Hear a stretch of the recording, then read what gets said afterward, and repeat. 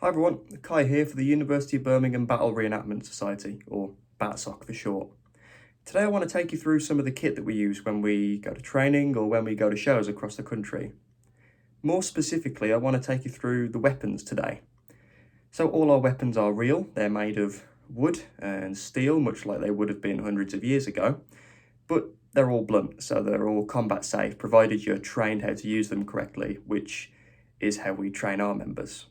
So, we'll start off with smallest, and this is a short axe. So, axes like these, over the period we reenact, so the mid-11th to the mid-13th century, were becoming less and less common in a military setting. And it became known as a tertiary weapon because it was mostly used for utilitarian purposes, or most people who were armoured and who were professionals at fighting wouldn't really use this as their primary weapon. They'd be using spears or long axes or swords, which we'll get onto later. Other tertiary weapons like this, which would be made of a wooden haft or handle typically, with a metal, so steel or iron killing end essentially, include maces, which is much like this. It's just a wooden haft with a ball or spiked end. And axes and maces would have been used to inflict blunt force. And there's also cleavers. Now these are like big knives with a wooden handle, and they were used as slashing weapons, much like the sword. So, we'll move on to what you can see behind me. Can you guess what they are? Of course you can. These are shields. Now, this shield specifically is a kite shield because of its pointed end, and it looks like a kite. So, this is a round top kite, also known as a teardrop kite. And these would have been used by the Normans from the mid-11th to the late and sometimes beyond the 12th century, from what we can tell from manuscripts. They would have been made of wood, as would pretty much all the shields would have in the 11th and up until the 13th century. They would have been edged in leather or rawhide to protect the sides from incoming blows so it doesn't split the wood. And at the back, they would have been held like this, with something like this, some sort of grip where you run your arm down into it, like that. And it could also have a strap like this to put over your shoulders when you're either carrying it to your next engagement or when you're wearing it in battle. Now this one is unpainted. The next one, you can see behind me, is painted.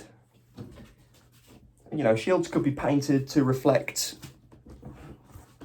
whose retinue you were in and who you owed your allegiance to.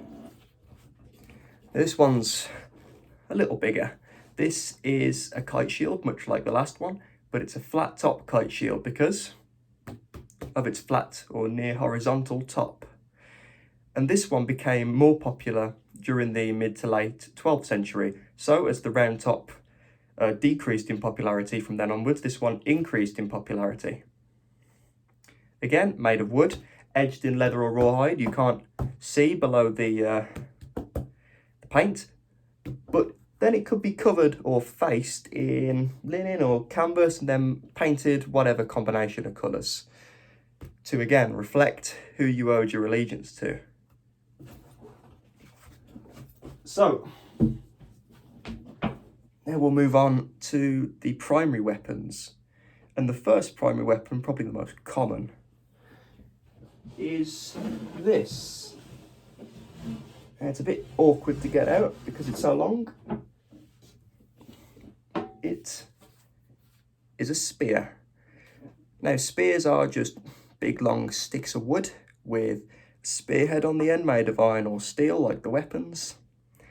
And these are relatively inexpensive to make, so most people could afford to have one of these, which is why they're probably the most common in medieval manuscripts from our period. And they're great because you can stand, well, this one's 6 feet long, and they could be even longer, so you could stand 6 feet to 8 feet away from someone and still get them. You know, it's brilliant in a line fight, for instance. But if you're being run down in close quarters, you want something a bit more versatile. And that's where this comes in. Now, this is a sword inside a scabbard. Now, a scabbard is something made to protect or house the sword. It's made of wood, cored in leather historically, and it could have a belt attached with splits here and loose ends here, and it would be tied around the waist, and you'd wear this into battle. The sword itself